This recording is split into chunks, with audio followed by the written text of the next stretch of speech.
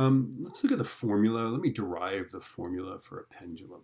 Okay. What you got to understand is notice that the period of a pendulum doesn't depend on the mass, which is, the period of a simple harmonic oscillator does, but a pendulum doesn't. And it has a very similar form to that. So let me explain why this is. Okay.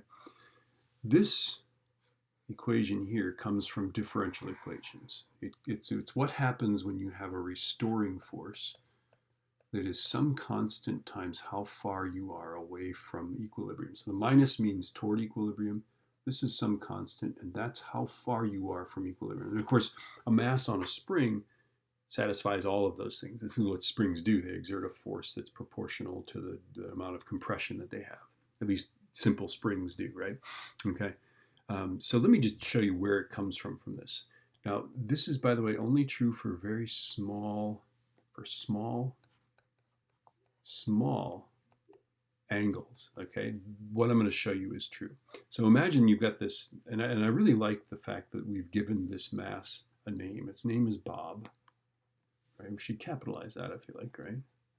Bob, the massive Bob. He's massive. Okay. Anyway, sorry.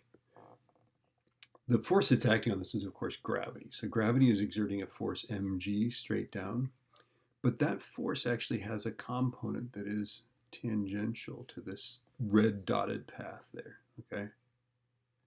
And it's going to be that way, right? Okay. Now, there's also a component that's this way. We don't really care particularly about, right? This side here, this angle and this angle are congruent, okay? And this side right here is mg sine theta. It's a bit like an inclined plane, okay? Because this is the right angle. Here's the hypotenuse. There's the opposite side, and there it is, okay? So there's mg sine theta, okay? Now for small angles, there's an equivalent triangle that I can draw here. This is only true though for small angles, okay? You can imagine this, right? If that angle is really small, then really we could say that this is kind of like a right angle there, only for small angles, right? That's a right angle in there. So I'm looking at this triangle here, right? It's got these points here, right? Okay. I can say that sine theta is just x over L, where L is the length of this pendulum here, okay? For small angles, that's true. You can show that, okay? So now we've got an expression for this thing's motion, right? We've got that the force is equal to, well, it's toward equilibrium, and it's, if you look at this, it's mg over L times x. Okay, that just comes from maths. Okay, so mg over L, the equivalent form for a spring is that F equals minus kx. So the stuff in the parentheses stands in for the k. So let's see what happens when we plug in the stuff in the parentheses for k in that formula. Watch. T is equal to 2 pi square root of m over k. Well, it's going to be 2 pi square root of m, and then we're going to divide by the stuff in the parentheses. So it's the same as multiplying by the reciprocal. So m times L over mg. Well, there you go. That's why the mass cancels, right?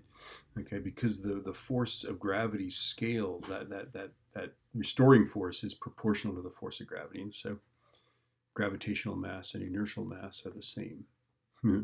We hope, right? Okay, and we end up with just a formula that is T is 2 pi square root of L over G. Now this is, notice that the mass doesn't matter. The big long pendulums swing more slowly. They have a big period, right? Okay, but it needs to be a small angle. In fact, the first lab I ever did in physics class in college was that we measured the period of an amplitude versus the period of a pendulum versus its amplitude, okay? And we increased the angle and got it bigger and bigger and bigger and bigger. And sure enough, if you go out beyond, say, 10 degrees or so, you start to see an effect, and the effect at some point can't be ignored. Of course, I ignored it. I said, well, it has to be independent because people say it is, only for small angles, okay? Anyway, for small angles, there it is. This formula works. Okay, let's look at the example problem that we got here. What is the period of a pendulum that's 12 centimeters long? So T is going to be 2 pi square root of the length over the acceleration of gravity, right? Okay, so that's going to be 2 pi square root of 0.12 divided by 9.81. 2 pi square root of 0.12 divided by 9.81. And that is 0.69492. So it's about 0.69 seconds, right? What's its frequency? Well, frequency is just 1 over period, right? So 1 over 0.69492 is 1.439.